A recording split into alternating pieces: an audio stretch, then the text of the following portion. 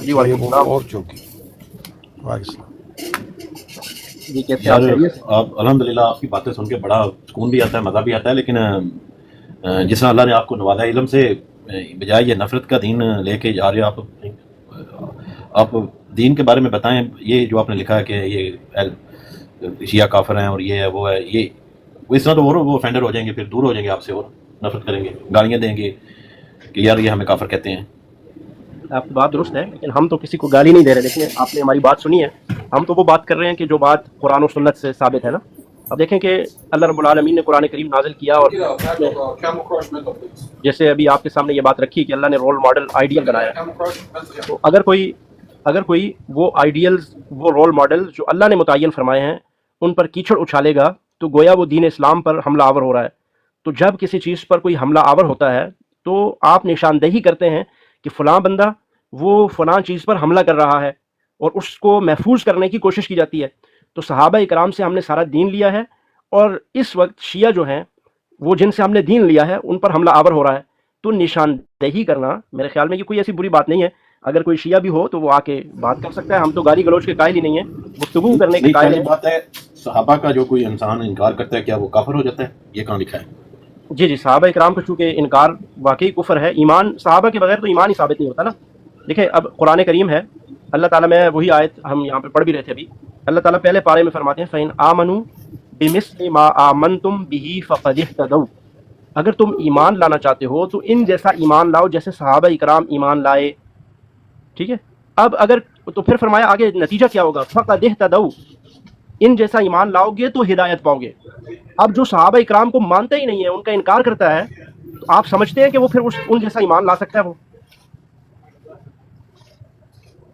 صحابہ جیسا؟ جی صحابہ اکرام جیسا. اس دیکھیں نا، میں میں فرق ہے نا. نے آپ کے سامنے ایک چیز رکھی ہے، میں آپ کو دوبارہ سے بتا دیتا ہوں. اللہ فرماتے ہیں اے لوگو فَإِنْ آمَنُوا، اگر کوئی بھی ہے دنیا کا کوئی بھی انسان ایمان لانا چاہتا ہے تو وہ کیسا ایمان لائے نا، ایک رول ماڈل، ایک آئیڈیل، کوئی نمونہ ہونا چاہیے.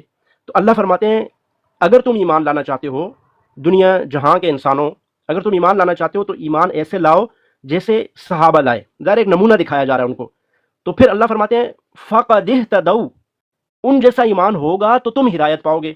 اب جن جیسا ایمان لانے کی وجہ سے ہدایت کو ان کے ساتھ مشروط کر دیا ہے، اگر ان کو مانیں گے ہی نہیں، ان کا انکار کریں گے، تو ظاہر ہے ان جیسا ایمان تو پھر نہیں لا سکتے. ایک بندے کو میں مانتا ہی نہیں ہوں، میں کہتا ہوں یار اس پر ایمان لانا ضروری نہیں ہے، اس کے بغیر بھی میں مسلمان ہی ہوں، تو اللہ نے ان کے جیسے ایمان کے ساتھ ایمان کو، مسلمانیت کو، مومنیت کو اللہ نے مشروط کر دیا ہے. تو ان کا انکار کر کے تو آپ مومن ہی نہیں ہیں، ہدایت پر ہے ہی نہیں. نہیں، وہ سارے صحابہ ہیں جو مطلب ہے جنہوں نے کیا صحابی کہتے کس کے ہیں، کس کو آپ؟ صحابی بڑی سمپل سی بات ہے، اس پر تو امت کا اجماع ہے. صحابی وہ ہوتا ہے جس نے رسول اللہ صلی اللہ علیہ وسلم کو دیکھا ہو اور پھر ایمان ہی کی حالت میں اس کی رخصتی ہوئی ہو، وہ فوت ہوا ہو. ایمان کی حالت میں دیکھا اور ایمان کی حالت میں دنیا سے رخصت ہوا، وہ صحابی ہے.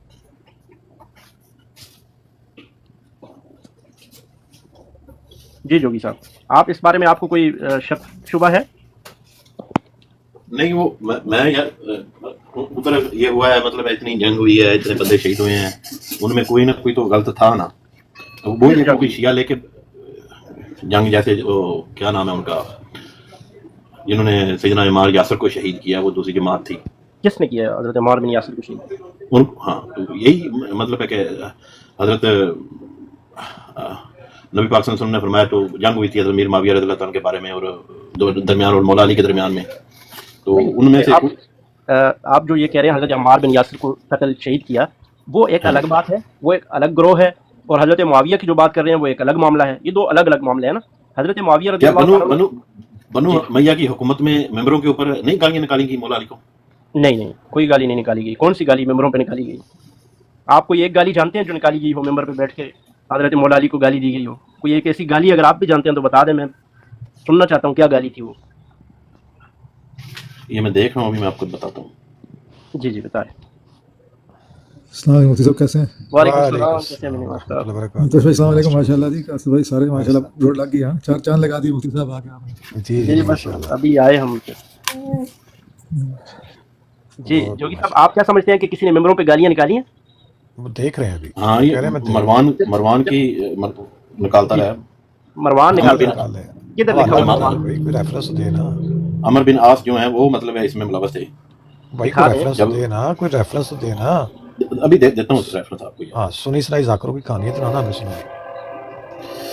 अच्छा, ये लिखा हुआ है एक अरसे से हमारा रेफरेंस है भाई, पहले क्या रेफरेंस है? सही बुखारी 2704 और 7109। एक सेकंड है, 2704 पे एक पे पहले बात कर लेते हैं ना, 2704 पे बात कर लेते हैं। हाँ जी, कहता हूँ जी 2704। 2704 निकाल देंगे। क्या गाली? अच्छा, आप उस वक्त तक वो जब तक निकाल के लगा रहे हैं, आप बताएं क्या गाली है उसमें। अच्छा, अल्लामा जलालुद्दीन सयूती, ठीक है। नहीं जोगी साहब, 2704 जो आपने बुखारी शरीफ की बताई है, पहले उसका बताएं, वो निकाल रहे हैं। सही बुखारी 42 51 37 12 37 21। 2704 ये बताएं, उसमें क्या गाली लिखी हुई है, बस ये बताएं। वो तब तक वो निकालेंगे, एक एक चीज़ को लेके चले ना। 2704 में क्या गाली है, जिस जुमले पे ये आपको लिखा है कि एतराज़ है? सैयदना हज़रत हसन बसरी ताबी रहमतुल्लाह अलैह बयान फरमाते हैं कि जब सैयदना अली इब्न तालिब की शहादत के बाद, जब सहाबाए कराम ने मशवरा के बाद सैयदना हसन बिन अली ये को, हदीस पढ़ रहे हैं आप? 2704 हदीस है ये? मेरे ख्याल में यही है, यही लिखा है। नहीं, हदीस जाहिर है इस तरह तो नहीं होगा। हज़रत हसन बसरी फरमाते हैं, कोई सनद होगी पूरी। इसमें तो ऐसा कुछ नहीं है जी।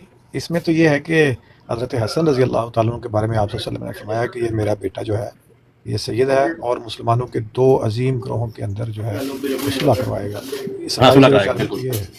तो ये तो हज़रत हसन रज़ी अल्लाह तआला अन्हु के बारे में और मुसलमानों के दो अजीम ग्रोहों के बारे में उनकी शान बयान हो रही है। ये तो शान बयान कर रहे हैं। नहीं, इसके ये अंदर दो तो अजीम ऐसा अजीम आप कह रहे हैं, दो अजीम, उनमें कोई तो गलत था जी, ना। दो अजीम मुसलमान, ये आप सल्लल्लाहु अलैहि वसल्लम आप फरमाया है, यानी आप सल्लल्लाहु अलैहि वसल्लम पे इतराज़ कर रहे हैं आप। तो क्या उन शर्तों पे जो सुलह हुई थी वो उन पे वो भाई बनु वो- मियां की हुकूमत कायम रही है?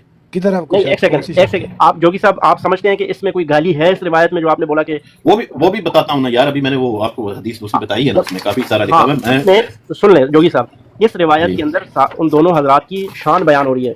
हाजा इब्नी सय्यदुन लअल्लाह अन युस्लिह बी बैन फियतैन अज़ीमतैन मिनल मुस्लिमीन। इसमें से किसी को नहीं कहा गया कि बागी एक ग्रोह होगा, एक ग्रोह जो है वो कत्ल करने वाला होगा। नहीं, फरमाया फियतैन अज़ीमतैन मिनल मुस्लिमीन, दोनों मुसलमान ग्रोह होंगे, दोनों अजीम ग्रोह होंगे। इसमें तो कोई नहीं, तो उनकी शान बयान है। जो सुलह की बात हो रही है। जो सहाबा उधर कत्ल हुए हैं उनका जुमा किन पे है? किस पे है आप बता दें, किस पे किन पे जमा है? है? आप बता दें। जिसने मौला अली की बैत नहीं की उस पे है ना। अच्छा चले, आपकी समझ ये है कि जिसने मौला अली की बैत नहीं की। अब मौला अली न कोई खुदा है न कोई नबी है, एक लम्हे के लिए ये आप सोच लें, जहन में रख लें, इस बात को बिठा लें। अब दूसरी जी। चीज़ ये रखें कि अल्लाह का हुक्म बड़ा है, नबी अलैहिस्सलाम का फरमान, फिर कोई और शख्सियत बाद में। ऐसे ही है या नहीं है? जी, इसी तरह ही है। अब अल्लाह का हुक्म क्या है किसास के मुतालिक? आपको ये भी पता होगा कि जंग क्यों हुई है हजरत मुआविया और हजरत अली की, ये भी पता है आपको? उस पे तो बड़े बड़े जो उलमा है, मुफ्ती हैं, उन्होंने ये भी मैं लिखा आपसे है पूछ रहा हूँ, आपको पता है जंग क्यों हुई है? हुकूमत के लिए हुई है। अच्छा, ये बता दें कि हुकूमत के लिए कहाँ पे, किधर लिखा हुआ है, कौन सी क्योंकि रिवायत है इसमें लिखा है हुकूमत के लिए जंग हुई है? इसलिए कि जो शर्तों पे सुलह हुई थी ना, नहीं, आप शर्तों पे चले हैं, अभी हुकूमत ही नहीं उनकी एस्टेब्लिश हो रही है आपसे। इंसान की नीयत का पता चल जाता है ना यार। मुझे पता नहीं, चलता है या नहीं? नीयत का पता चलता ही नहीं है, ये आप गलत बात कर रहे हैं। नीयत का अल्लाह के अलावा कोई भी नहीं जानता। गैब जानते हैं आप? यार उसके अमल से पता चल जाता है। नहीं, आप गलत कह रहे हैं। ये दुनिया की कोई भी किताब आप उठा लें, कोई भी ये नहीं कहेगा कि उन्होंने हुकूमत के लिए जंग की है। खुद मौला अली से पूछें कि किसके लिए जंग की है। नाजुल बलागा पढ़ी आपने? नहीं, मैंने नहीं पढ़ी। तो फिर आपने क्या पढ़ा है? नाजुल बलागा में मौला अली खुद फरमाते हैं, मेरा और मुआविया का रब एक है, किताब एक है, अल्लाह एक है, रसूल एक है, हम सब का एक है। मुआविया जो हमारी जो जंग हुई है वो किसास उस्मान पे हुई है। आपकी बात से तो फिर यही लग रहा है कि फरौन भी सच्चा था और मूसा भी सच्चा है, हर एक चीज ठीक है। ऐसा नहीं है, फिरौन काफिर है। इसीलिए तो मसला आ रहा है। जोगी साहब, आप दो बातों को फौरन मिक्स कर देते हैं। आप एक काफिर की मिसाल दे रहे हैं। मैं इसलिए दे रहा हूँ कि एक बंदा जो कहे कि मैं मुसलमान हूँ, नबी जिसको कहे मुसलमान है, मुझे ये बता दें, नबी जिसको मुसलमान कह दे, वो बंदा खुद नहीं कह रहा, नबी उसको कह रहा है। आपने खुद हदीस पेश की बुखारी की, ये जो 2074 रुक जाए ना, नबी सल्लल्लाहु अलैहि वसल्लम ने खुद फरमाया फियतैनी अज़ीमतैनी मिनल मुस्लिमीन। ये मुआविया रज़ी अल्लाह अन्हु ने बोला अपने आप को मुसलमान, या नबी ने बोला? आप ये बताएं। ये तो नबी पाक सल्लल्लाहु अलैहि वसल्लम ने फरमाया। आप नबी जिसको मुसलमान कह रहा है, तो नबी सल्लल्लाहु अलैहि वसल्लम जिसको मुसलमान कह रहे हैं, आप उसको फिरौन और मूसा के मिसाल देते हैं। नहीं, मैं वो मिसाल इसलिए दे रहा हूँ जो चाहे मुसलमान हो के भी अल्लाह के हुक्म को छोड़ दे तो वो फिर गलत बात है ना। हाँ, अब आप ठीक जगह पे आ गए। अब मैं बताता हूँ किसने छोड़ा था फिर हुक्म। अब आप कहते हैं कि मुसलमान हो के भी अल्लाह का हुक्म छोड़ दे तो वो ठीक नहीं है, दुरुस्त नहीं है बंदा ना, गलत है। अल्लाह का हुक्म कुरान में क्या है? या अय्युहल्लज़ीना आमनू कुतिबा अलैकुमुल क़िसास, ए ईमान वालों तुम्हारे ऊपर किसास को फर्ज कर दिया गया है। अब हजरत उस्मान रज़ी अल्लाह तआला अन्हु की शहादत होती है, حضرت معاویہ قصاص مانگ رہے ہیں، وہ تو اللہ کا حکم پورا کرنے کا مطالبہ کر رہے ہیں. اب اللہ کے حکم کا مطالبہ کرنے والا وہ غلط ہو گیا کیسے؟ تو اس کا یہ مطلب ہے وہ تلوار نکال کے سامنے آ جائیں گے جو وقت کس نے آپ کو اللہ کے بندے حدیث کا آپ کو نہیں پتا، تاریخ کا آپ کو نہیں پتا. حضرت معاویہ نے تلوار نکالی، یہ بتائیں. حضرت معاویہ تلوار لے کر گیا حضرت علی کی طرف، انہوں نے بیعت کی تھی مولا علی کی کہ نہیں؟ اور بیعت کیوں کرتے؟ کدھر لکھا ہوا ہے قرآن میں یا حدیث میں کہ مولا علی کی بیعت کرنا ضروری ہے، فرض ہے، لازم ہے؟ وہ کتاب اللہ کے حکم کا مطالبہ کر رہے ہیں کہ اس کو پورا کیا جائے. ٹھیک ہے، جب وہ پورا نہیں ہو رہا تو ان کو حق ہے نا وہ بیعت کریں یا نہ کریں. ایسا ہی ہے یا نہیں ہے؟ اب یہ آپ اپنی رائے دے رہے ہیں نا. میں اپنی رائے کی طرف سے دے رہا ہوں. میں نے آپ کو دکھا دیا کہ قرآن کریم یہ کہتا ہے یا ایھا الذین آمنوا کتب علیکم القصاص، اے ایمان والو تمہارے اوپر قصاص کو فرض کر دیا گیا ہے. اب ایک آپ نے خود کہا کہ جو قرآن کے حکم کو نہ مانے وہ مسلمان نہیں ہے، اور نعوذ باللہ آپ نے پھر مثال بھی فرعون کے ساتھ حضرت معاویہ رضی اللہ عنہ کی دی، جبکہ آپ نے خود حدیث پیش کی جس میں رسول اللہ فرما رہے ہیں کہ دونوں گروہ مسلمان ہوں گے، عظیمتین من المسلمین. مکس کر رہے ہیں آپ بات، پھر کہہ رہے ہیں کہ ممبروں پہ گالیاں دی. چلیں یہاں پہ ہی بات ختم کرتے ہیں. آپ سمجھتے ہیں کہ انہوں نے ممبروں پہ گالیاں دی تھی؟ جوگی صاحب جی بالکل یہ ہوا ہے، میں آپ کو بتاتا ہوں باقاعدہ. چلے میں بھی بتاتا ہوں، آخری نظر سوال بھی بتاتا ہوں. ایک منٹ، آپ آخری سوال پوچھتا ہوں. آپ کے والد کو کوئی گالی دے، ٹھیک ہے، برا بھلا کے ایک چوکوں میں کھڑے ہو کے آپ اس کے ساتھ صلح کریں گے؟ پیار محبت کے ہاتھ اس کے ساتھ بڑھائیں گے آگے؟ بڑے دل والے بڑے طرف والے کرتے ہیں، وہ انہوں نے نظام کو چلانا ہوتا ہے، مسلمانوں کو اکٹھا کرنا ہوتا ہے. صحیح ہے، تو ٹھیک ہے نا، پھر آپ حضرت حسن رضی اللہ تعالیٰ عنہ کے پیچھے کیوں نہیں چلتے؟ آپ بھی اپنا دل بڑا کریں نا. پھر حضرت حسن نے جو کام کیا، اہل بیت آپ کے لیے رول ماڈل نہیں ہے؟ جی جوگی صاحب، آپ کے لیے حضرت حسن اہل بیت وہ رول ماڈل نہیں ہے؟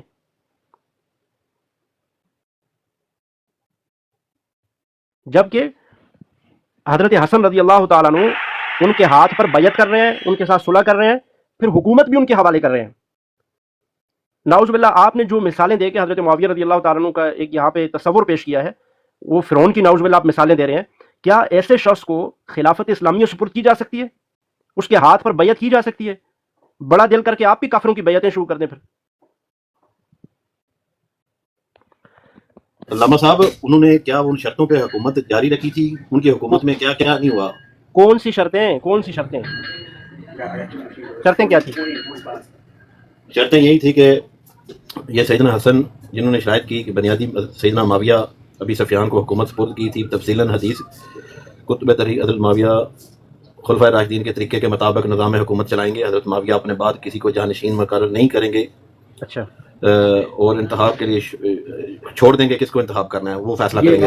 یہ روایت پڑھ دیں، یہ روایت یہ 7109 نہیں میرے خیال میں، یہ وہی حدیث ہے نا جو شاید کی ہے. پڑھ دیں روایت. صحیح بخاری ہے 7109. تو حضرت معاویہ اپنے بعد کسی کو جانشین نہیں کریں گے. وہ سیدنا علی ابن طالب کی جماعت کے لوگوں کے نمبر دوبارہ بتائیں، نمبر بتائیں. 7109 7109 التمش بھائی نکال دیں. آج صلح حسن کی شرائط آ گئی ہے آج، وہ بھی بخاری سے. زندہ باد جوگی صاحب، زندہ باد. حالانکہ جو بخاری میں شرط ہے اسے مانتے نہیں ہیں. جی جی، السلام علیکم، کیسے ہیں معاویہ بھائی؟ ٹھیک ہے، وعلیکم السلام ورحمۃ اللہ وبرکاتہ. میں لتشی نہیں ہوں، کوئی بات نہیں. میں میرے دل میں جو ہے سوال تو وہ میں پوچھ تو سکتا ہوں. آپ آتے ہیں 7190 میں کیا کچھ نہیں ہے. 7190 میں تو حضرت بلال رضی اللہ تعالیٰ عنہ کے متعلق ہے. 7190 میں نہیں ہے ایسا کچھ. نہیں 7109. اوکے 7109 میں وہ دیکھتا ہوں. یہ اگر شرائط مرزا کو پتہ ہو، اگر یہ بخاری میں ہوتی تو یہ سب سے پہلے مرزا پیش کر چکا ہوتا. وہ تو آج اتنے عرصے سے بیچارہ ڈھونڈ رہا ہے، اس کو نہیں ملی بخاری میں کہیں پہ. جی السلام علیکم. جی السلام علیکم. وعلیکم السلام ورحمۃ اللہ. کیسے ہیں آپ؟ خیریت سے ہیں حسین بھائی؟ دعائیں مفتی صاحب، آپ ٹھیک ہیں؟ خیریت سے ہیں؟ الحمدللہ، شکر اللہ. چلے جی، اس میں تو کچھ بھی نہیں ہے جو بھائی بات ہے. اس میں بھی کوئی نہیں ہے، اس میں بھی کوئی شرائط نہیں ہے. میں نے لگا دی ہے، اس میں بھی کوئی شرائط نہیں ہے. پڑھ کے سنا دیں، چلیں ان کی تسلی ہو جائے. مولانا نصیر صاحب کا ڈیبیٹ تھا. کب تھی؟ مناظرہ جی تھا. ہو گیا؟ ایسا ہوا کہ کبھی نہیں ہوا تھا. اچھا، کس کے ساتھ تھا؟ مناظر کو دوران مناظرہ پیشاب آ گیا. आ गया कि निकल गया था? निकला ही था, इतनी भागा था। अच्छा ऐसा है ना, इस हदीस में क्या कह रहे हैं भाई, ये- शर्तें लिखी हुई हैं। मुस्तदल हाकिम 4816 और जोगी साहब एक मिनट ना, बुखारी को तो यार जनता है। ये मैंने लिखी हुई है, मैंने लिख तो नहीं, जो सुनता रहा हूँ मैं लिखता रहा हूँ। भाई बुखारी नहीं को तो है ना, ये 714 ये बुखारी शरीफ 71409 जो कहा, जी जी, इसमें ये मैंने लगाई है, इसमें ऐसा कुछ नहीं है, बिल्कुल भी ऐसा हाँ, इसमें तो कुछ भी नहीं है। कोई क्या शर्त है नहीं। इसमें? कोई एक शराइत भी इसमें नहीं। बुखारी में एक ही जो है वो हजरत हसन का मुतालबा है, हम तो उसे शर्त भी नहीं जी। कहते। जी, हजरत वो अमीर सिर्फ एक मुआविया मुतालबा अलैहिस्सलाम ने उनको सिर्फ फ्री हैंड दिया था, ब्लैंक चेक दिया था भाई शराइत का कि आपने जो शर्तें रखनी रख दे, हमें मंजूर है। इसके बावजूद बुखारी ये कहती है कि हजरत हसन ने सिर्फ एक मुतालबा किया था माल का, ठीक है, इसके अलावा उन्होंने कोई शर्त नहीं रखी। और वो माल भी जो है उन्होंने इस वजह से कहा था कि हमें जो है खिलाफत की वजह से ये लोगों पे खर्च करने की आदत हो गई है, तो हमने मतलब जिन लोगों पे खर्च करते थे तो वो हमें माल यानी चाहिए ताकि हम उन पे खर्च करते रहें, अपने लिए नहीं मांगा था। दूसरा उन लोगों के लिए मांगा था जो उनके शिया थे, कहा थे खून के प्यासे हैं, जब तक माल नहीं लेंगे चुप नहीं बैठेंगे। ये माल का मुतालबा हजरत हसन ने बुखारी में किया है, शर्त तो एक भी नहीं थी उस सुलह में। जोगी भाई अगर आपके पास कोई है तो प्लीज़ उसको आप जो है ना वो यहाँ पे डिस्प्ले कर दें, हम आपको बड़ा कर देते हैं। अच्छा जोगी भाई, सवाल ये है कि जो सुलह मशरूत होती है जी तो शर्त शराइत के साथ ही मशरूत होती है ना सुलह, जी। शराइत क्यों रखी जाती हैं? मकसद क्या होता है किसी भी सुलह में शर्त रखने का? मकसद क्या होता है? यही है कि आगे निज़ाम ठीक चले। नहीं वो तो ठीक है, लेकिन शर्त क्यों रखी जाती है? शर्त क्यों रखी जाती है? मतलब बंदा ये तो सुलह करके वैसे भी नसीहत कर सकता है ना, क्या सुलह इसलिए करें आप निज़ाम ठीक चलाएं, बंदा उनके साथ नसीहत कर सकता है निज़ाम ठीक चलाइएगा। शर्त मेरे ख्याल में इसलिए रखी जाती है कि अगला अपनी बात से मुकर ना जाए। हाँ, और अगर मुकरे तो क्या होगा? अगर मुकर जाए तो मतलब मशरूत सुलह में अगर शर्त टूट जाए, शराइत की पाबंदी ना करें तो सुलह बाकी रहती है? नहीं रहती। बाकी नहीं रहती, ठीक है। अच्छा अब ये बताइए कि हजरत अमीर मुआविया की ज़िंदगी में सुलह टूटी थी, शराइत टूटी थी या बाद में टूटी थी? यानी उनके दौरे खिलाफत में उनकी जिंदगी में टूटी। उनसे सुलह आपने की थी, मैंने की थी, हजरत हसन हुसैन ने की थी। हजरत हसन ने की थी। हजरत हसन की ज़िंदगी में भी शराइत टूट गई थी? इस बात का नहीं बताओ, शायद वो मेरे दुनिया से चले गए थे यहाँ। चले हजरत हुसैन की ज़िंदगी में तो लाजमी टूटी होंगी ना, वो तो जिंदा रहे बाद में भी। जी। ये बताइए जब शराइत टूटी तो सुलह टूटी कि नहीं टूटी? टूट गई थी। हजरत हसन ने ऐलान किया था, हजरत हुसैन ने, हसन ने, तुमने शराइत तोड़ दी है लिहाजा सुलह टूट गई है, क्योंकि उसूलन सुलह टूट चुकी थी। तो इसलिए तो उनको ये प्राइस देनी पड़ी है जो उनके साथ हुआ है। क्या करना पड़ा? इसलिए तो उनकी जान गई है। किनकी? हुसैन की। नहीं वो तो यजीद के दौर में गई ना, सुलह तो हजरत हुसैन का अमीर तो मुआविया बेटा अपना नामजद की ज़िंदगी में करके, अपना बेटा नामजद करके गए थे, बिरादर, तो यही वजह बेटा नामजद हो गया ना, जब नामजद कर दिया तो सुलह टूट गई। सवाल ये है कि इस बात का इल्म हजरत हुसैन को हुआ था कि शराइत टूट गई हैं, तो क्या उन्होंने सुलह या बैत जो सुलह पे की थी वो तोड़ी थी या नहीं तोड़ी थी? ये तो हक उनका है ना, वो बताएंगे कि भाई शर्तें टूटी हैं, सुलह टूट गई है। आपने ये दिखाना है हमें कि शराइत टूटने से सुलह टूटने का ऐलान हजरत हुसैन ने किया था और बैत तोड़ दी थी, क्योंकि उसूलन शराइत टूटी है तो बैत तो खत्म हो गई।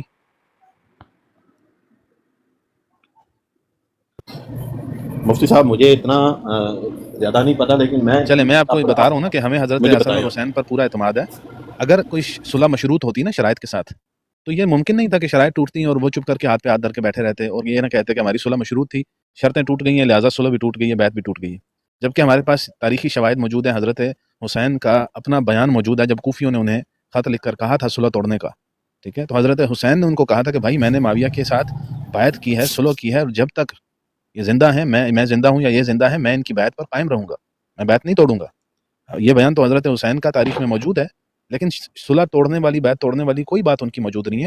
लिहाजा उनका जो अमल है या उनका कौल है वो ज़्यादा मोतबर है बनिस्बत आपके या मेरे फहम के। अगर ऐसा कोई मामला होता तो वो तोड़ते लाजमी, अगर उन्होंने ऐसा नहीं किया तो फिर उनके कौल को लेना चाहिए, उनके अमल को लेना चाहिए, ना कि अपने फहम को।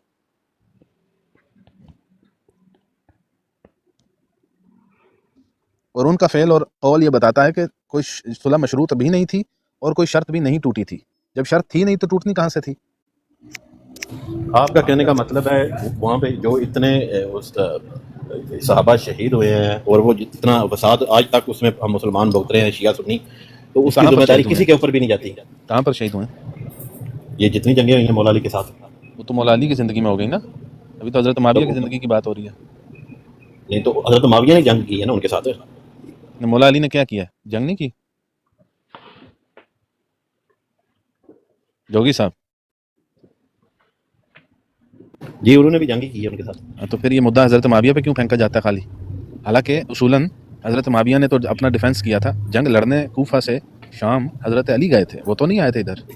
تو جنگ تو مسلط کرنے والے خود سیدنا علی تھے. جب انہوں نے بیعت کا انکار کیا،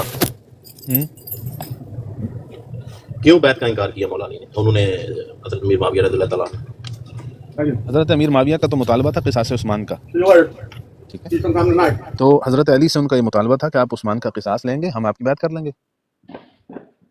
انہوں نے قصاص نہیں لیا، انہوں نے بیعت مؤخر کر دی، بیعت کو مشروط کر دیا. سوال یہ ہے حضرت علی نے کیوں قصاص نہیں لیا تھا جبکہ قرآن کہتا ہے وَلَكُمْ فِي الْقِصَاصِ حَيَاةٌ، تمہارے لیے قصاص میں زندگی ہے. کتب علیکم القصاص، تم پہ قصاص فرض کیا گیا ہے. تو آپ یہ بتائیے کہ کیوں قصاص نہیں لیا مولا علی؟ قرآن کو آپ زیادہ سمجھتے ہیں یا مولا علی زیادہ سمجھتے ہیں؟ یہی تو میں آپ سے کہہ رہا تھا کہ وہ ان کے مسائل کو آپ زیادہ سمجھتے ہیں، ہم زیادہ سمجھتے ہیں. وہاں پر تو آپ ان کا عمل اور قول دونوں کو رد کر رہے ہیں.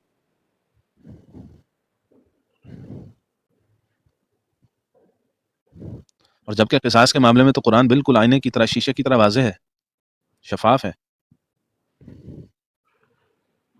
تو جب سوال اگلی بات یہ ہے کہ جب سوال کسی بھی شخصیت پر ہو سکتا ہے کہ اس نے فلاں کام کیوں کیا یا کیوں نہیں کیا، تو مولا علی پہ کیوں نہیں ہو سکتا؟ اس لیے نہیں ہو سکتا کہ مولا علی کو نبی پاک صلی اللہ علیہ وسلم نے فرمایا یہ حق پہ ہوں گے. کب فرمایا؟ کب فرمایا؟ ہاں بتائیے.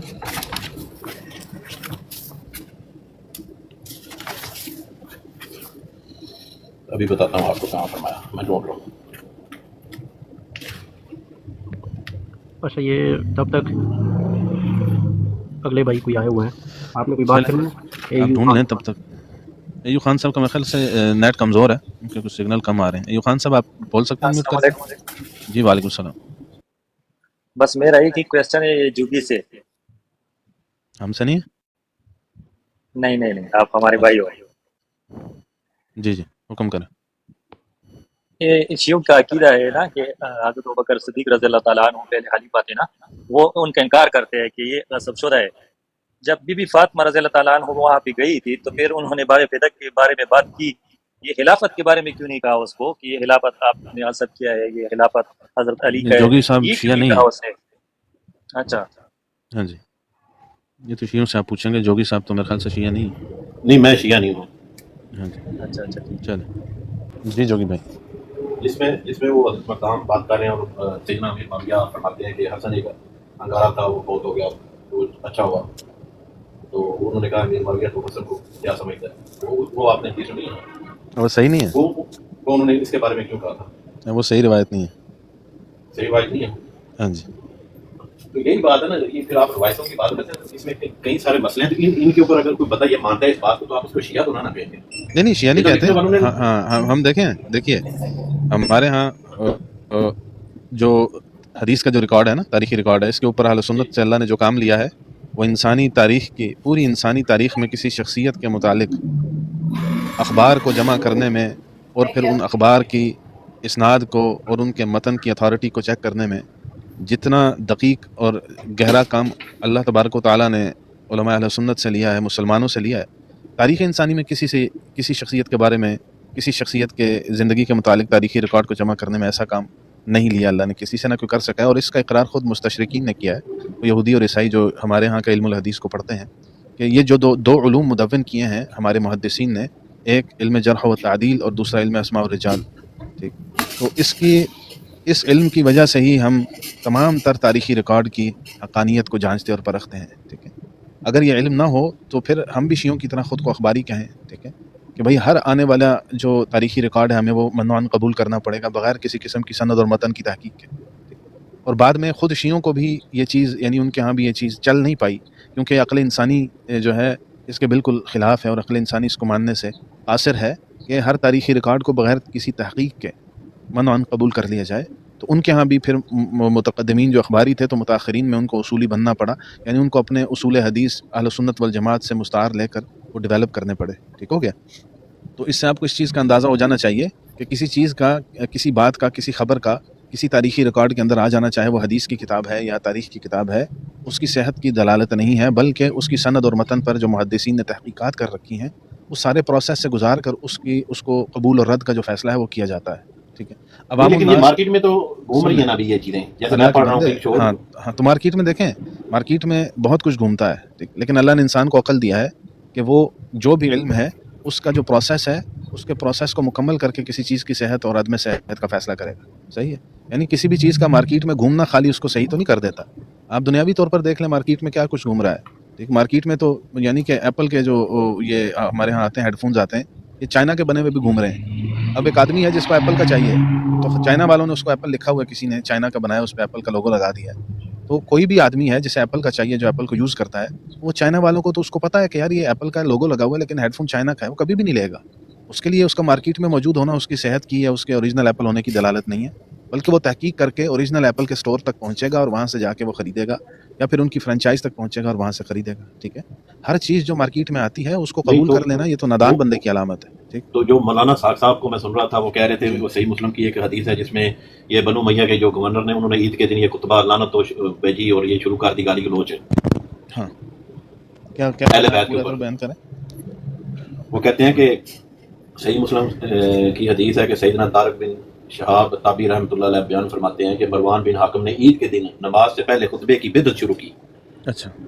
تو نماز کے بعد خطبے میں بنو امیہ کے گورنر سیدنا علی ابن طالب پر ممبروں سے لعنت کرواتے تھے. وہ یہ مولانا اسحاق صاحب نے جو ہے یہ سیدنا مروان ابن الحکم رضی اللہ تعالیٰ عنہ پہ جھوٹ باندھا ہے. ٹھیک ہے. پہلی تو بات یہ ہے جو مسلم کی جس روایت کی طرف آپ اشارہ کر رہے ہیں، اور اسی مروان کو سرکار نے باہر بھی نکال دیا تھا. نہیں، مروان کو تو نہیں نکالا تھا. مروان اس کو کے تو باپ کو شاید ان کے والد کو، لیکن مروان تو اس وقت پیدا بھی نہیں ہوئے تھے. سیدنا مروان ابن الحکم رضی اللہ تعالیٰ عنہ پیدا بھی نہیں ہوئے تھے. ٹھیک ہے. تو اب رسول اللہ صلی اللہ علیہ وسلم کی ذات سے یہ بعید ہے نا، ایک بچہ دنیا میں آیا بھی نہیں ہے اور اس کا کوئی قصور بھی نہیں ہے، اس نے کوئی فعل انجام بھی نہیں دیا، تو اس کے اوپر رسول اللہ صلی اللہ علیہ وسلم بغیر کسی گناہ کے جو لعنت کر دیں، ٹھیک ہے، یا اس کو متون ٹھہرا دیں یا کوئی وعید اس کے بارے میں سنا دیں، تو ایسا نہیں ہے. یہ رسول اللہ کی اپنی شان کے خلاف ہے، یہ تو الزام ہے رسول اللہ پر. اس بات کو ہم ایک طرف رکھتے ہیں، یہ دیکھ لیتے ہیں کہ مسلم کی روایت میں ہے کیا. مسلم کی جس روایت کا آپ ذکر کر رہے ہیں وہ 6229 ہے. ٹھیک ہے. اس میں ایک صحابی رسول ہیں، ان کو ایک شخص ہے، اس کے بارے میں آتا ہے رجل من آل مروان. اس روایت کے اندر یہ لفظ موجود ہے نا کہ رجل من آل مروان. آل مروان کا یعنی سیدنا مروان ابن الحکم رضی اللہ تعالیٰ عنہ کی آل میں سے کوئی شخص تھا جو مدینہ کا گورنر مقرر ہوا. یعنی مروان کے فوت ہونے کے بعد ان کی نسل میں سے کوئی شخص آیا ہے جو کسی دور میں مدینہ کا گورنر بنا ہے.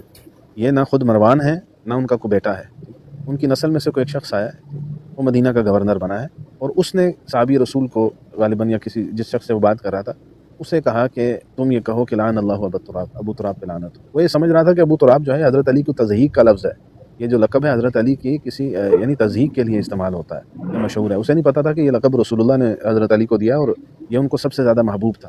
تو صحابی رسول نے جو ہے وہ اس کو یہ بتایا کہ ابو تراب تو وہ نام ہے جو حضرت علی کو سب سے زیادہ محبوب ہے. تو اس نے وجہ پوچھی کہ کیا وجہ ہے، تو اس نے وہ واقعہ وغیرہ سنایا سارا. تو آخر میں پھر اس نے کہا کہ تم یعنی وہ جو الفاظ تھے لعنت کے ان کو بدل کے کچھ اور کہنے کا اسے کہا. ٹھیک. تو بہرحال یہ ایک شخص تھا مروان کی آل میں سے تھا جس نے ایسی حرکت کی تھی، تو ہم کہتے ہیں اس پہ اللہ کی لعنت ہو جس نے سیدنا علی پہ لعنت کرنے کی بات کی ہے. لیکن وہ شخص کون تھا کسی روایت میں ذکر نہیں ہے، اس کا نہ نام ذکر ہے نہ کوئی، بس ایک بات ہے کہ رجل من آل مروان. آل مروان کا کوئی شخص تھا، نہ وہ صحابی تھا نہ تابعی تھا، پتہ نہیں کون تھا. تو جو بھی تھا چاہے وہ یعنی کہ کسی کی بھی اولاد یا نسل سے ہو، ڈزنٹ میٹر، اگر حضرت علی کے لیے اس نے الفاظ استعمال کیے ہیں اور اس پہ توبہ نہیں کی، ایسی مر گیا ہے تو اللہ کی لعنت ہو اس پر، ہم خود لعنت کرتے ہیں.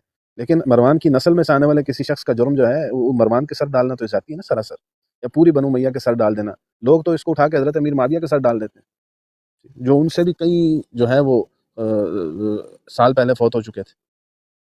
تو مولانا اسحاق صاحب یہ جتنے لوگ ہیں روایت کی جو بات ہوتی ہے اس کو لے کر اور پھر اپنا مدعا جو ہے جو گھڑتے ہیں، جو کہانی گھڑی ہوتی ہے اس کو ثابت کرتے ہیں، اور لوگوں نے حدیث نہیں پڑھی ہوتی، پتہ بھی نہیں ہوتا حدیث کے اندر کیا ہے. بات یہ ہے کہ جس شخص کا جو جرم ہے اسی کا بیان کرنا چاہیے، جس کا نہیں ہے اس کا نہیں کرنا چاہیے. تو یہ بنو امیہ کے صحابہ سے ان کو بغض تھا، تو انہوں نے اس بغض میں جیسے جو صاحب نے 7109 نہیں پڑھی تھی بخاری کی. جی. دوسری بات یہ ہے کہ حضرت علی کو حضرت سیدنا امیر معاویہ کے دور میں کبھی بھی کہیں سے بھی برا بھلا نہیں کہا گیا، چاہے کہ ممبر سے. ٹھیک. یہ خود حضرت حسن اور حسین کی شان کے خلاف ہے نا کہ وہ 20 سال تک حضرت معاویہ سے وظائف لیتے رہے ہیں، سالانہ وظیفے اپنے گھر کا خرچہ لیتے رہے ہیں، اور ان کے علم میں بھی تھا کہ بھائی ہمارے باپ کوئی بندہ خود گالیاں دیتا ہے، نکلواتا ہے، یا تو ہم اتنے غیرت مند ہیں کہ ایک بندہ ہمارے باپ کو گالی دیتا ہو، ہم اس کے گھر کا پانی نہیں پیتے۔ یہ دونوں بھائی 20 سال تک وظیفے لیتے رہے، جب تک زندہ رہے حضرت حسن، اور جب تک زندہ رہے حضرت معاویہ تو حضرت حسین بھی لیتے رہے، تو ہم اتنی غیرت بھی نہیں سمجھتے ان دونوں بھائیوں میں۔ تو میں اس لیے کہتا ہوں کہ ان کا عمل جو ہے معتبر ہے۔ انہوں نے اگر ان کے علم میں یہ بات ہوتی تو وہ غیرت دکھاتے، اگر انہوں نے نہیں دکھائی تو یہ واضح اس بات کی دلیل ہے کہ جو جرم ان کے ذمہ لگایا جا رہا ہے وہ ہوا ہی نہیں تھا۔ تو علامہ صاحب ایک اور سوال ہے، ایک روایت مولا علی سے آ رہی ہے اور ایک روایت سیدنا امیر معاویہ سے آ رہی ہے، آپ ان دونوں میں سے کس کی روایت کو افضل سمجھیں گے، کس کو لیں گے آپ اپنی زندگی میں عمل کرنے کے لیے؟ جیسے مولا علی کہتے ہیں ہاتھ اٹھا کے نماز پڑھیں گے، اور یہ کہتے ہیں نہیں ہاتھ چھوڑ کے نماز پڑھنی چاہیے، تو ان دونوں میں آپ کس کی بات مانیں گے؟ میں تو یہ دیکھوں گا کہ سند کے اعتبار سے کس کی روایت صحیح ہے، ٹھیک ہے۔ ایک روایت مولا علی سے آ رہی ہے، نیچے سند خراب ہے، تو اس کو نہیں لوں گا۔ اگر سیدنا امیر معاویہ سے آ رہی ہے، نیچے سند ٹھیک ہے متصل ہے، اس کو لوں گا۔ تو یہاں پر معاملہ یہ نہیں ہے کہ صحابی سے آنے والی بات کو، کس صحابی سے آنے والی بات، بھائی ہر صحابی سے جو دین آیا ہم اس کو لیتے ہیں، لیکن بات یہ ہے کہ صحابہ کے بعد کی جو سند ہے اس پہ تحقیق کرتے ہیں، جس کی سند معتبر ہوگی اس کو لے لیا جائے گا۔ جس نے ساری زندگی سیدنا محمد صلی اللہ علیہ وسلم کے ساتھ گزاری ہے، اور آپ ان کو چھوڑ کے جو مکہ ہے، فتح مکہ کے اوپر معافیاں مانگ کے مسلمان ہوئے، آپ ان کو آگے رکھ دیں، ان کے برابر لا رہے ہیں۔ نہیں میں برابر نہیں کر رہا، آپ تو غلط مفہوم سمجھ رہے ہیں۔ میں کسی کو برابر نہیں، حضرت معاویہ کو میں بالکل حضرت علی کے برابر نہیں سمجھتا فضائل میں۔ حضرت علی حضرت معاویہ کے مقابلے میں فضیلت میں، مرتبے میں، مقام میں بہت بلند ہیں، اس کا اندازہ بھی نہیں کر سکتا۔ تو یہ تو تقابل کا بھی تصور نہیں کر سکتا کہ ان کا تقابل کروں۔ حضرت معاویہ رضی اللہ تعالیٰ عنہ حضرت علی سے شان، فضل، مرتبے، مقام میں بہت دور چھوٹے ہیں، ٹھیک، لیکن اس کا یہ مطلب نہیں ہے کہ حضرت علی کی فضیلت جو ہے وہ مجھے اگر زیادہ لگتی ہے یا میں ان سے محبت کرتا ہوں تو حضرت معاویہ سے نفرت کرنی شروع کر دوں، ٹھیک۔ اسلام مجھے اس کی اجازت تو نہیں دیتا کہ میں صحابی رسول کا بغض پال لوں ایک دوسرے صحابی کی محبت۔ خود حضرت علی نے نہیں پالا، ان کے بچوں نے نہیں پالا، میں زیادہ ان سے بڑا جو ہے وہ اسلام کو سمجھنے والا آگے۔ ان کے بچے تو ان سے محبت کرتے رہے، ان سے شادیاں ان کے خاندانوں نے کی ہیں، بچوں کے رشتے دیے لیے ہیں۔ آپ کی طرف سے شور آ رہا ہے۔ میں یہ کہہ رہا تھا، آواز آ رہی ہے میری؟ جی ابھی آ رہی ہے۔ میں اہل تشیع نہیں ہوں، لیکن کہنے کا مطلب یہ ہے کہ اگر میرے دل میں کسی کے لیے نفرت نہیں رکھ رہا، جیسے میں تو جب سے آپ سے بات کر رہا ہوں سیکھنے کی کوشش کر رہا ہوں اور آپ کو بتا رہا ہوں جو بھی تھوڑا سا پتہ ہے، آئندہ بھی آپ کی براڈ میں آتا رہوں گا۔ لیکن اگر کوئی بندہ یہ کہتا ہے کہ یار ان کے ساتھ زیادتی ہوئی ہے، ان کو حکومت بھی نہیں کرنے دی، یہ جو مولانا صاحب بتاتے ہیں یا مرزا صاحب بتاتے ہیں، تو کچھ نہ کچھ تو حقیقت ہے نا اس میں، اتنا سارا نہیں۔ دیکھیے مسئلہ یہ ہے نا کہ مولانا اسحاق صاحب اور مرزا صاحب یہ پچھلے 50 سال کی 70 سال کی شخصیات ہیں، ٹھیک ہے۔ سوال یہ ہے کہ پوری امت نے یہ اہل سنت کی 1400 سالہ تاریخ ہے نا جب سے اسلام آیا ہے، کیا جمہور اہل سنت نے یہ نظریہ اڈاپٹ کیا ہے؟ ٹھیک، آپ ان سے پیچھے چلے جائیں تو کون ہے ایسا کہ جس نے حضرت علی کے بارے میں، یہ عقیدہ شیعوں کا ہے جو انہوں نے اڈاپٹ کیا اصل میں، کہ ان کو مظلوم بتانا، ٹھیک ہے، اور باور یہ کروانا کہ وہ ظلم ان پر صحابہ نے کیے معاذ اللہ، ٹھیک۔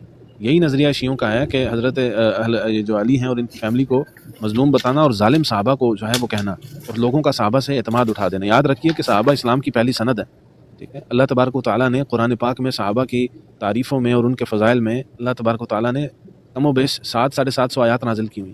یہ جماعت صحابہ جو ہے یہ کوئی چھوٹی موٹی جماعت نہیں ہے، یہ رسول اللہ کے براہ راست شاگردوں کی جماعت ہے۔ آپ خود سوچئے کہ ایک شخص کو ایک لمحے کے لیے بھی حالت ایمان میں رسول اللہ کی زیارت نصیب ہوئی اور اسی ایمان پر وہ مرا ہے، اس کا کیا مقام ہونا چاہیے؟ بعد قیامت تک کی امت میں آنے والے بزرگی کی انتہاؤں کو چھونے والے لوگ بھی اکٹھے کر لینا سارے کے سارے، تو صحابی کے قدموں کی دھول برابر نہیں ہے۔ تو یہ بعد والوں کو، یعنی ہم ٹھیک ہے مولا، جیسے آپ کہہ رہے تھے مولا علی پہ کوشچن نہیں ہو سکتا، کیوں نہیں ہو سکتا؟ کہ رسول اللہ نے کہا حق ان کے ساتھ ہے، یہ وجہ نہیں ہے کہ رسول اللہ نے کہا حق ان کے ساتھ، یہ وجہ نہیں ہے اس کی، کیونکہ رسول اللہ نے کہا بھی نہیں ہے، بلکہ وجہ یہ ہے کہ حضرت علی رضی اللہ تعالیٰ عنہ رسول اللہ کے براہ راست شاگرد ہیں، ٹھیک ہے، حالت ایمان میں ان کی زیارت کی ہے۔ حضرت علی رضی اللہ تعالیٰ عنہ پر سوال میں اور آپ یا بعد کی امت کا کوئی بندہ اٹھا ہی نہیں سکتا ہے، ان کی عدالت کی گواہیاں قرآن نے دے رکھی، ٹھیک ہے، ان کو مغفور قرآن نے کہا ہے، حدیث رسول نے کہا ہے، جو قرآن اور سنت کی روح سے جو ہے وہ مبشر بالجنہ ہے۔ تو اس ایسے لوگوں پر بعد کی امت کا کوئی بھی شخص کیسے سوال اٹھا سکتا ہے جس کا ابھی یہ بھی ممکن نہیں ہے اگر وہ زندہ ہے کہ وہ ایمان پہ مرے گا یا نہیں، یا مر گیا ایمان پر تو یہ بھی ممکن نہیں ہے، پتہ نہیں ہے، حقیقت کا علم نہیں ہے کہ جنت جائے گا یا نہیں۔ یہی معاملہ حضرت علی کے ساتھ باقی لوگوں کے ساتھ ہے۔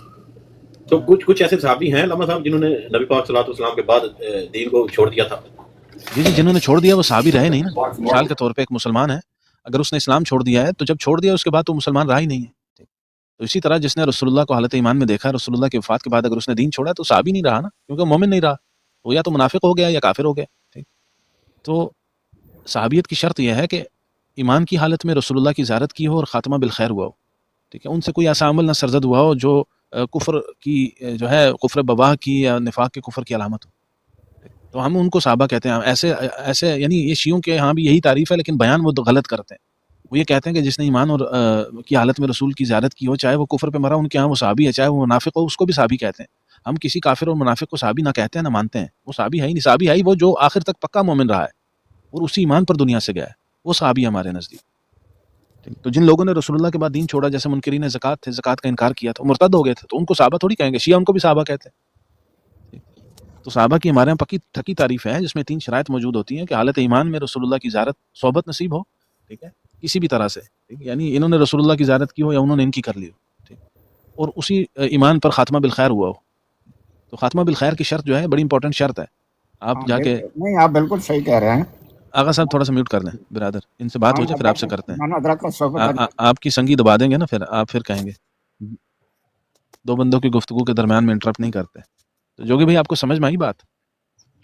جی ٹھیک ہے. میں ابھی تو رسول اللہ نے جس طرح 12 منافقین کی جو ہے بات کی ہے، یا ایک حدیث آتی ہے کہ قیامت کے دن کچھ لوگ لائے جائیں گے جنہیں میں جانوں گا کہ میرے صحابہ ہیں، ٹھیک، تو فرشتے کہیں گے آپ کے دین سے نکل گئے تھے، کیونکہ رسول اللہ جب فوت ہوئے تھے تو ان کو مومن چھوڑ کے فوت ہوئے تھے. اب ان کو تو نہیں پتا بعد میں انہوں نے دین پہ قائم رہے یا چھوڑ دیا تھا، لیکن فرشتے بتائیں گے کہ بھائی یہ دین سے خارج ہو گئے تھے، انہوں نے دین کے اندر ایسی بدعات ایجاد کی تھی جس کی وجہ سے دین سے خارج ہوئے ہیں، ٹھیک ہے، چاہے کفریاں ہوں، بدعات یا شرکیاں ہوں، یا کسی دینی رکن کا انکار ہو، ٹھیک، ان کو تو ہم بھی صحابہ نہیں مانتے. یہ جتنی بھی روایتیں ہیں یہ ساری آپ کہتے ہیں یہ ضعیف ہیں، یہ غلط ہیں. نہیں، مطلب ضعیف جیسے نہیں کہتے ہیں. علامہ جلال الدین سیوطی اپنی وہ لکھتے ہیں کہ بنو امیہ اپنے خطابت میں علی ابن طالب کو گالیاں دیا کرتے تھے. ہاں، علامہ جلال الدین سیوطی جو ہے ان کی جو سن وفات ہے نا، وہ جی. تقریباً سن 900 اور کچھ ہے میرے خیال سے، یعنی یہ 900 سال بعد کی شخصیت ہے. اب اگر علامہ جلال الدین سیوطی کسی بات کو کلیم کریں گے نا، تو ان کے اور حضرت علی کے زمانے میں 900 سال کا فاصلہ ہے. اس 900 سال کے فاصلے کی سند جو ہے چاہیے، ٹھیک ہے، اور سند بھی صحیح چاہیے. اگر ان کی زندگی کے بعد میں آنے والا کوئی شخص کلیم کرتا ہے اور وہ سند پرووائڈ نہیں کر رہا کہ میں نے بات کہاں سے، کس سلسلے سے سنی ہے، اور وہ سلسلہ اتھینٹک بھی ہے کہ نہیں ہے، یہ 2 چیزیں چاہیے. اگر دونوں میں سے ایک بھی نہیں ہے تو علامہ جلال الدین سیوطی کی بات کی کوئی اہمیت نہیں رہے گی، کیونکہ بے سند بات تو ہم کسی کی قبول نہیں کریں گے نا، چاہے وہ تابعین میں سے بھی کر دے. یعنی ایک تابعی اٹھ کے کہہ دے میں نے رسول اللہ سے سنا ہے، بھائی تم پیدا ہی رسول اللہ کے بعد ہوئے ہو، تم کیسے سن سکتے ہو رسول اللہ سے؟ تو لا محالہ اس کو کہنا پڑے گا میں نے فلاں صحابی سے سنا ہے، انہوں نے رسول اللہ سے سنا ہے. اگر وہ یہ بیان نہیں کرتے کہ میں نے فلاں صحابی سے سنا ہے، ڈائریکٹ کلیم کرتے ہیں کہ میں نے رسول اللہ سے سنا ہے، تو اس کا مطلب ہے کہ ان کا یہ سچائی کے معیار پہ پورا نہیں اتر رہا، ان کی بات کو نہیں لیں گے. یہ تو میں اس کی بات کر رہا ہوں جو رسول اللہ کے فوراً بعد پیدا ہوا ہے، چند سال بعد وہ کہہ رہے ہیں میں نے رسول اللہ سے سن لیا. تو 900 سال بعد آنے والے سیوطی صاحب اگر کو کلیم کریں گے تو بغیر سند کے ان کی بات کو کیسے لے لیں گے؟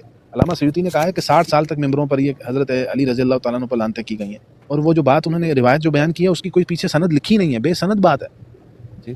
بس انہوں نے کسی کا تاریخی کول اٹھا کے لکھ دیا ہے، تو اس کو کیسے مان؟ یہ حدیث ٹھیک ہے کہ جو نبی پاک صلی اللہ علیہ وسلم نے فرمایا کہ اللہ جو تمہیں سب سے پسندیدہ بندہ ہے وہ میرے ساتھ بھیجو، یہ پرندے والی وہ جو حدیث سناتے ہیں وہ کھائے میرے ساتھ، یہ صحیح ہے؟ میں نے سنی نہیں، آپ ریفرنس دیں گے تو اس کو پڑھ دوں گا انشاءاللہ. جامع ترمذی کی حدیث ہے، سیدنا انس بن مالک بیان کرتے ہیں کہ رسول اللہ صلی اللہ علیہ وسلم کے پاس بنا ہوا پرندہ تھا، تو آپ صلی اللہ علیہ وسلم نے دعا فرمائی، اے اللہ تجھے اپنی مخلوق میں سے سب سے محبوب ترین شخص میرے پاس بھیج جو میرے ساتھ یہ پرندہ کھائے. تو دعا قبول ہوئی، تو سیدنا مولا علی آپ کی خدمت میں حاضر ہوئے، تو وہ آپ نے پرندہ کھایا ان کے ساتھ. یہ میں نے آگے لکھا ہوا ہے، یہ مستدرک للحاکم کی مستدرک للحاکم کی ہے، ترمذی کی نہیں ہوگی. ہاں جی ٹھیک ہے، مجھے پتہ نہیں کہ اس کی سند صحیح ہے یا نہیں، میرے علم میں نہیں ہے. مستدرک کے اوپر علامہ ذہبی کی جو ہے وہ تلخیص موجود ہے، تحکیم موجود ہے، تو اس میں دیکھنا پڑے گا کہ انہوں نے کیا اس حدیث پہ حکم لگایا یا نہیں لگایا. مستدرک کی جتنی حدیثیں ہیں نا، مستدرک للحاکم کی حدیثیں وہ ساری صحیح نہیں ہیں، ٹھیک ہے. وہ علامہ حاکم کا یہ کلیم تو ہے کہ میری حدیثیں بخاری اور مسلم کی شرط پہ ہیں، لیکن اس کے باوجود ان کے اس کلیم کو، اس دعوے کو جو ہے وہ قابل نظر ہے نا، اس کو پرکھا جائے گا. ان کا اپنا دعویٰ تو نہیں مان لیا جائے گا خالی، ان کو اس کی تحقیق کی جائے گی.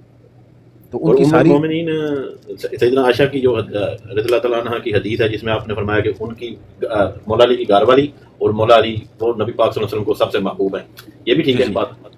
یہ بھی حاکم ہے، لیکن خود حضرت رسول اللہ صلی اللہ علیہ وسلم کا جو اپنا قول ہے، اپنی جو بات ہے سیاستہ میں موجود ہے نا کہ رسول اللہ صلی اللہ علیہ وسلم، دیکھیے ہم تقابل کے قائل نہیں، پہلی بات یاد رکھیے گا، ٹھیک ہے، کہ ہم صحابہ میں یا اہل البیت میں تقابل نہیں کرتے. تو رسول اللہ صلی اللہ علیہ وسلم کی صحیح حدیث ہے کہ مجھے عورتوں میں عائشہ اور مردوں میں عائشہ کے والد سب سے زیادہ محبوب ہیں. تو یہ روایت، یہ قول رسول اللہ کا موجود ہے، ٹھیک ہے، اور یہ میرے خیال سے یہ بخاری میں ہے. تو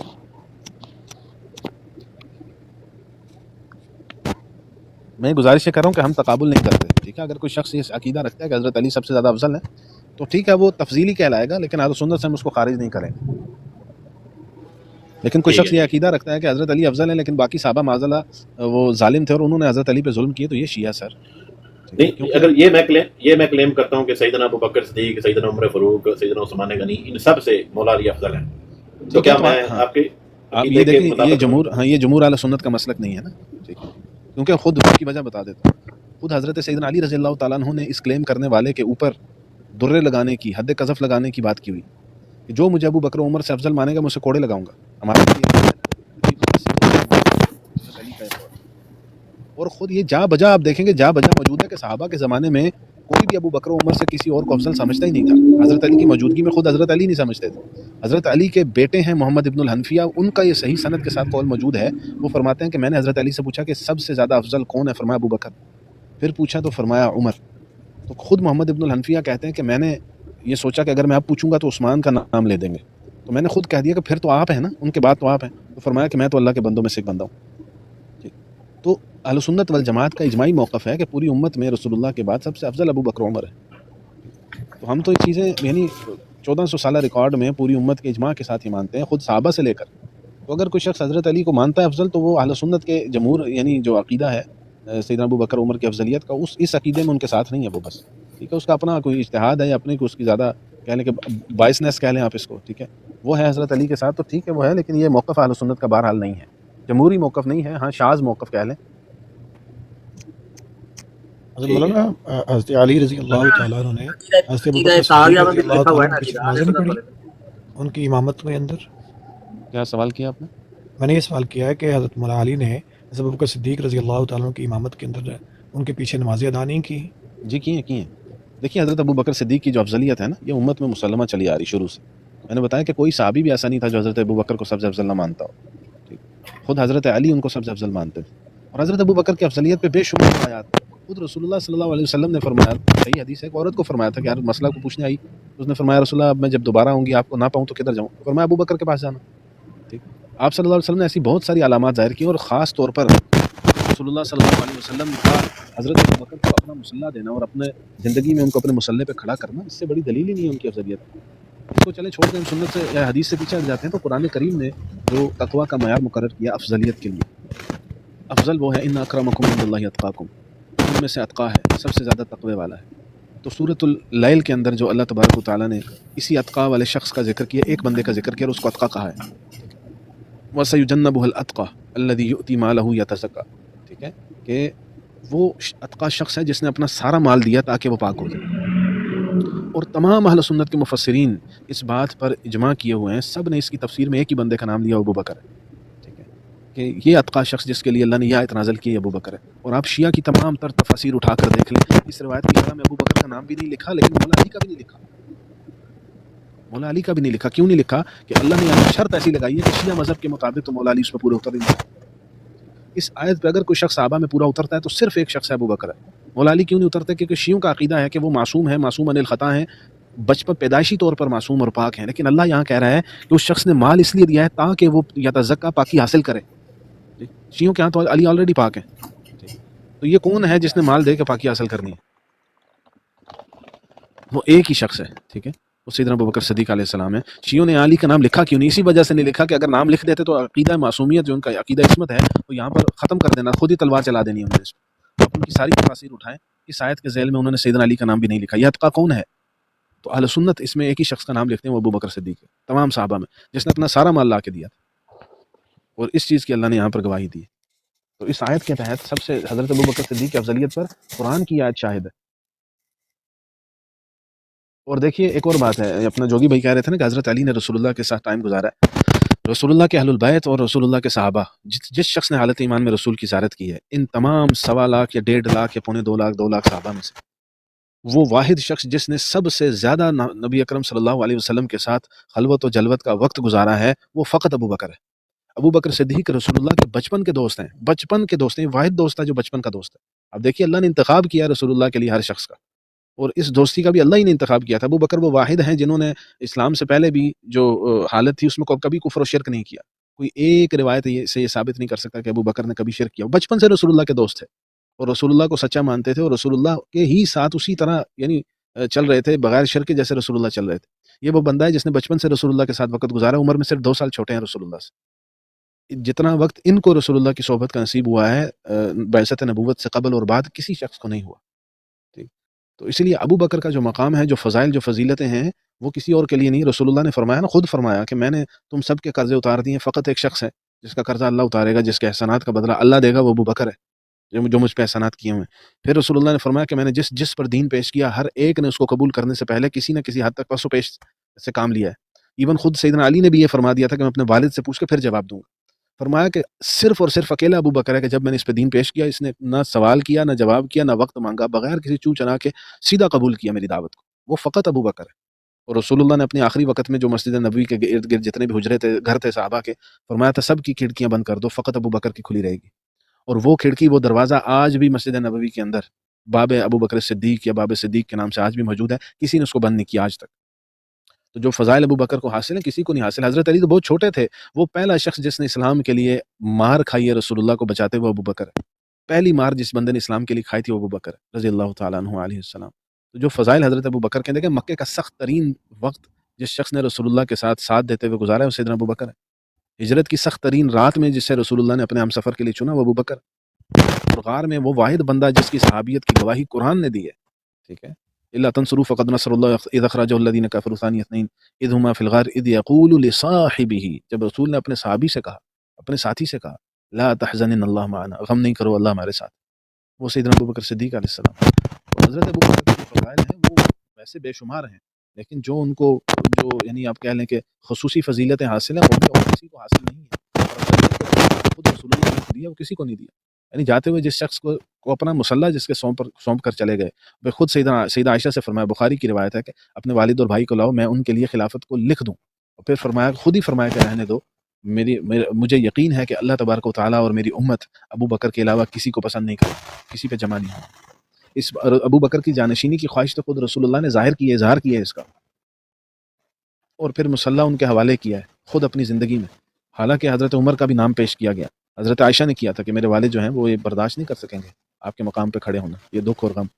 رسول اللہ صلی اللہ علیہ وسلم نے فرمایا فقط ابو بکر، مروا ابا بکر فلیصلی بالناس، حکم دو ابو بکر کو کہ یہ لوگوں کو نماز پڑھائے، اور کوئی نہیں ہے۔ اور وہ کیا وہاں حضرت علی موجود نہیں تھے؟ موجود تھے، باقی صحابہ موجود نہیں تھے، اہل البیت سارے موجود ہیں، غیر اہل البیت تمام صحابہ موجود ہیں، لیکن مصلی پہ کسے کھڑا کیا؟ یعنی تمام صحابہ مومنین کی جماعت کے ہوتے ہوئے جسے امامت کے لیے چنا رسول اللہ نے وہ ابو بکر ہے، بالکل ویسے ہی جیسے معراج کی رات تمام انبیاء کے ہوتے ہوئے جسے اللہ نے امامت کے لیے چنا محمد رسول اللہ ہے، اسی طرح تمام صحابہ کی موجودگی میں خود محمد رسول اللہ نے جسے امت کی امامت کے لیے چنا ابو بکر ہے۔ اتنے زیادہ فضائل اور مناقب اور احسانات جس شخص کے ہوں رسول اللہ کے لیے اور اسلام کے لیے، امت ایسے تو نہیں اس شخص کو سب سے افضل مانتی ہے، خود صحابہ سب سے افضل مانتے تھے۔ اس میں کوئی شک نہیں ہے کہ باقیوں کے فضائل ہیں، انفرادی فضائل ہیں، اجتماعی فضائل ہیں، حضرت علی کی بے شمار انفرادی فضیلتیں ہیں جو کسی اور کو حاصل نہیں ہیں، لیکن یہ فضیلتوں کے باوجود وہ افضل الامہ ہے، ایسا اہل سنت کا عقیدہ نہیں ہے، وہ فقط ابو بکر علیہ الصلوۃ والسلام۔ جی جوگی صاحب، اور کوئی سوال آپ کا؟ اور سوال یہ ہے کہ اگر ہم علیہ السلام کہتے ہیں تو اس میں کوئی بری بات تو نہیں ہے نا؟ نہیں بری بات نہیں ہے، دیکھیں میں ویسے بتا دیتا ہوں، افضل ان کو رضی اللہ عنہ کہنا ہے، ٹھیک ہے، صحابہ کو یا اہل البیت کو۔ علیہ السلام ایک دعا ہے، ٹھیک ہے، یعنی ان کے پر اللہ کا سلام ہو یا سلامتی ہو، لیکن رضی اللہ عنہ کا مطلب ہے قرآن کی یہ سند جو ان کو دے دی گئی کہ اللہ ان سے راضی ہو چکا، صحیح ہے، یہ سند ان کو قرآن نے دی ہے کہ اللہ ان سے راضی ہو چکا، تو یہ جو ان کی فضیلت ہے یہ علیہ السلام کہنے سے بہت بڑی ہے، تو ہم اس لیے ان کو دونوں کہتے ہیں۔ ان کی یہ جو فضیلت ہے، قرآن نے جو سند دی اپنی رضا کی اللہ نے، اس کا بھی ذکر کرتے ہیں اور ساتھ سلامتی کی دعا بھی کرتے ہیں، تو بہتر ہے دونوں کہا جائے، لیکن خالی علیہ السلام کہنا بھی برا نہیں ہے، ٹھیک ہے، دعا ہے، جائز ہے، کی جا سکتی ہے۔